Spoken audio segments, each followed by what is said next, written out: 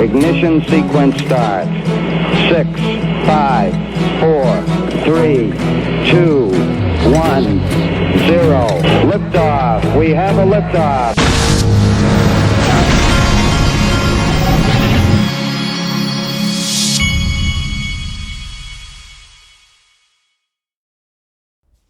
Hey everybody, this is the Digital Asset Investor, and once again, yesterday, Link2 had put the Ripple private equity on the platform. It sold in like 2 minutes, all of it, and so they were out all day yesterday after that. But today they sent out this alert that at 12 p.m. Pacific time today, last chance to purchase private equity in Ripple and receive $1,000 back in Bitcoin when using your Uphold wallet to invest might be our last time listing the unicorn, period. They're saying this might be the last, so I guess this might be the last shares of Ripple they even have available, so grab it while it's hot. Now, we haven't checked in with in fact, I don't think he's done a video in a while, but this is the official cool guy of the Digital Asset Investor channel, and he did post a video of him in the snow, being really cool in the snow. So I wanted you to hear this from yesterday.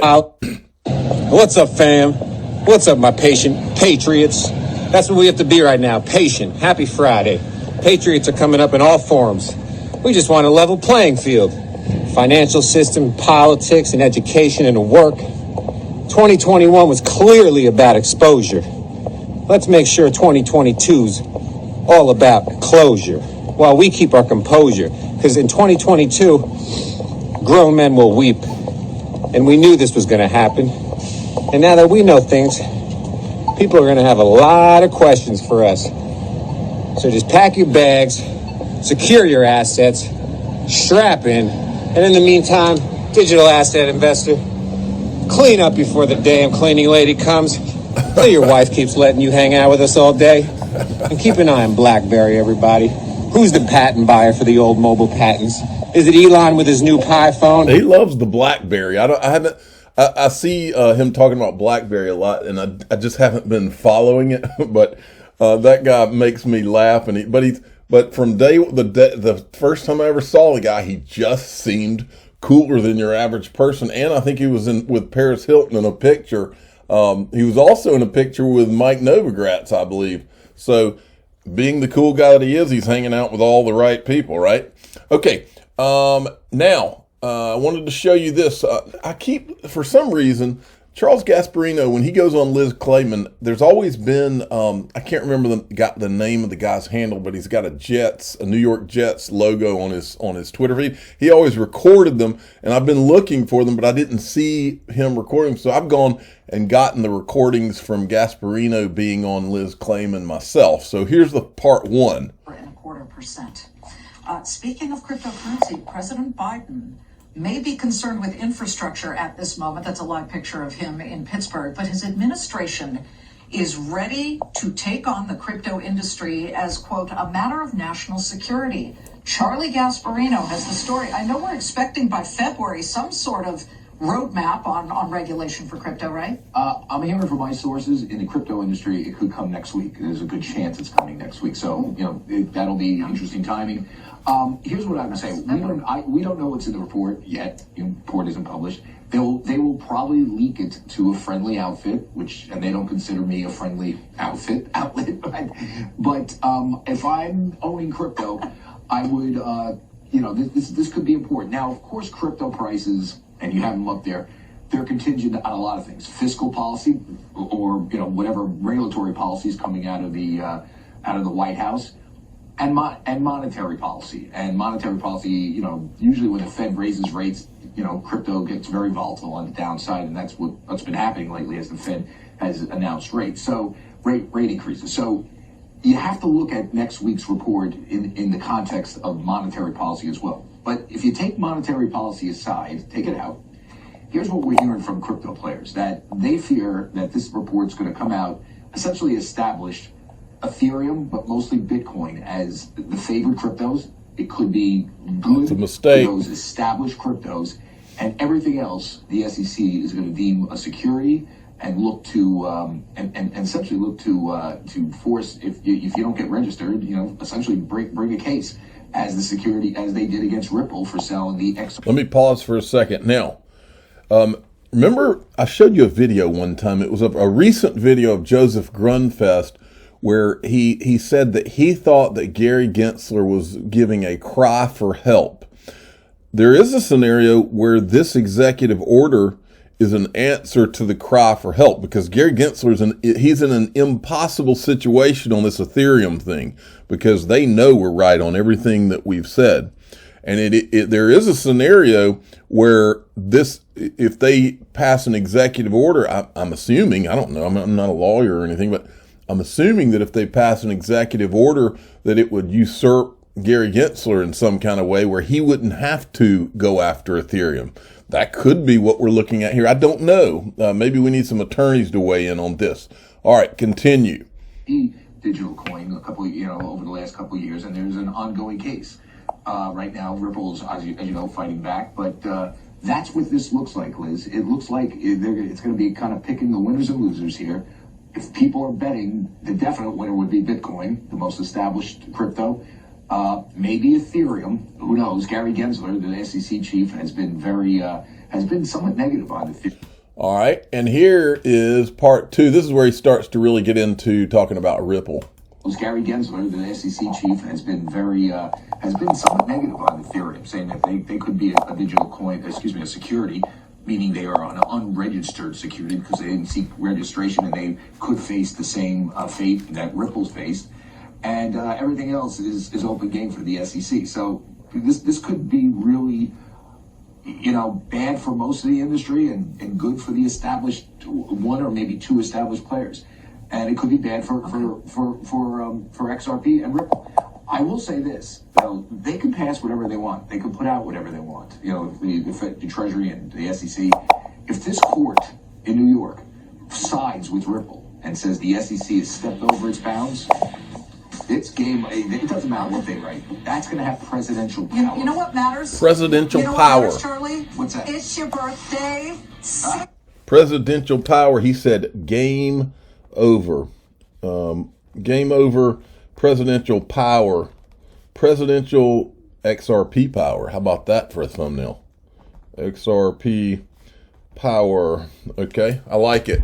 We're always trying to come up with thumbnails that are good here, so that sounds like a good one.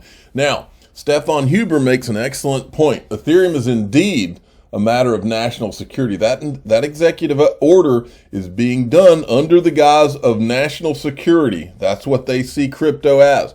Ethereum, these are just a few. I mean, we could show you all sorts of things. Ethereum developer Virgil Griffith pleads guilty to conspiracy charge in North Korea sanctions. This is when the guy from the Ethereum Foundation, I believe, went over and gave an Ethereum presentation in North Korea. This is Vitalik Buterin sitting with Vladimir Putin, and you can go onto YouTube, type in HBO's show called Vice. They did a special on Vitalik Buterin and followed him when he went to Russia to meet with these guys, okay? And then China ranks Ethereum as #1 blockchain, and then Consensus suddenly bars Iranian students from Ethereum coding class. Ethereum's founder struck a deal with a Russian bank to create Ethereum Russia. And then there's always this old classic, this is a message to all you politicians out there, because if there's an executive order and it in essence creates a monopoly for Bitcoin and Ethereum, all of you that care anything about your seats, if you're on the side of the Biden administration, there's going to be a wave of crypto anger towards you, because and this is what I would, if I was running against you, this is what would be in my commercials, because you will be responsible for letting Ethereum get a free pass and in essence create a monopoly, and this is who created it. Let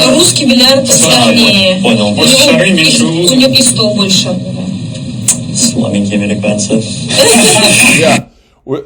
I would hang that feeble Americans. It would be in every commercial I ran against you, and I would say this guy was on the side of creating a monopoly for Ethereum, and this is who Ethereum is. Okay, you feeble Americans. All right, that's what he said. All right. And so I said the executive order on crypto coming out next week is being done under the banner of national security. This clip will be in campaign ads if they try and pass something that only favors Bitcoin and Ethereum. Pay attention, Congress. So in other words, all we've ever wanted was a level playing field.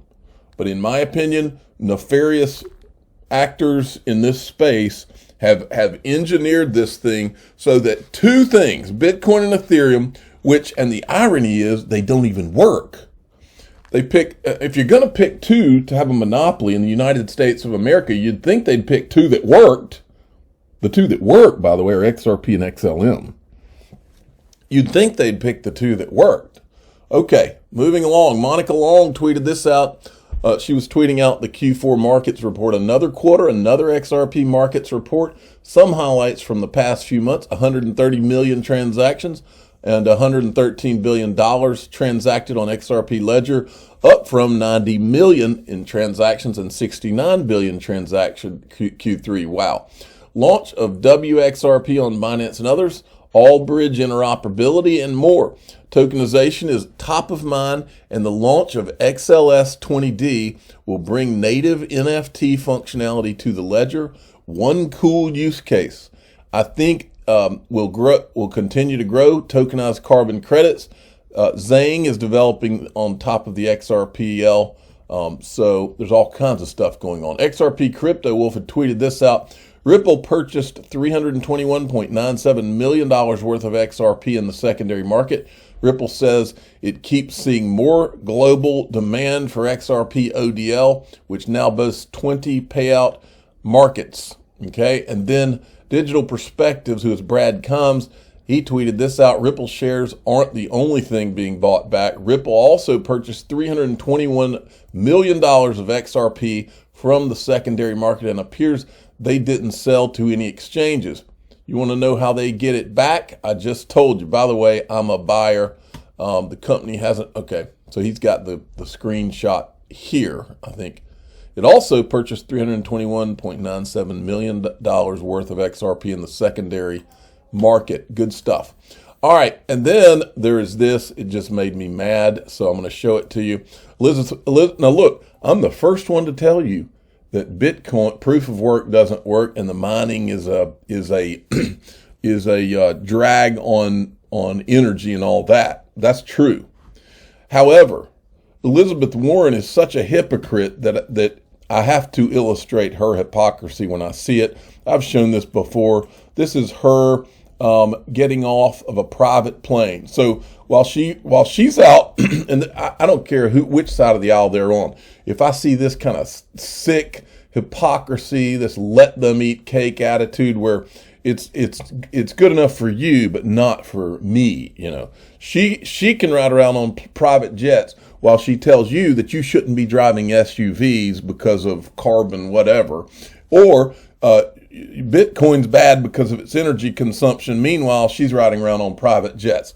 Well, when I see that kind of hypocrisy, look, this is an area where I just say vote them all out. I mean, people like her have no business representing this country. She's a hypocrite, and they don't believe what they're telling you. I'm telling you, these kind of people, they sit behind closed doors and laugh at what they're going to go out and try to, the lies they're going to tell. Oh yeah, I'm going to go tell them now. I'm all into this energy and all, energy whatever. And she doesn't really believe it. If she did, she wouldn't be on the private jet, because her riding that private jet. By the way, my son's playing a guitar in the background. If you hear that, he's actually getting good. Let's listen for a second.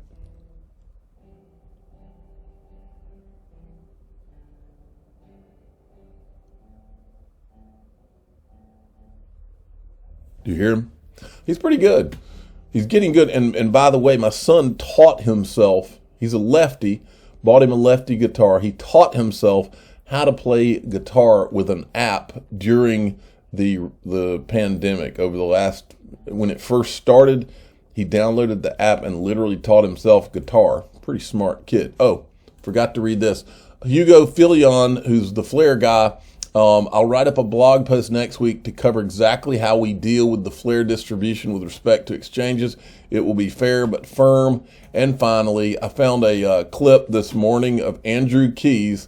He's one of the original Ethereum guys. He was with Consensus back when he was one of the guys with the Brooklyn project that helped to get the free pass. And this is Andrew Keys. This group of people raised X amount of dollars, but they may not have done it properly as a registered security, and that was illegal. And full stop. And I don't debate that. But what we're seeing, in my opinion, is the future of the internet, and I think it's important for the Real Vision viewers to really kind of distill this simply. Is Web3, in my opinion, is three distinct concepts. I'm the digital asset investor. I'm not an investment advisor. This is for entertainment purposes only. Please subscribe, hit the like button, and tell your friends and family that Andrew Keys thinks that some kind of digital asset issuance was illegal. I'm not sure which one he was talking about there,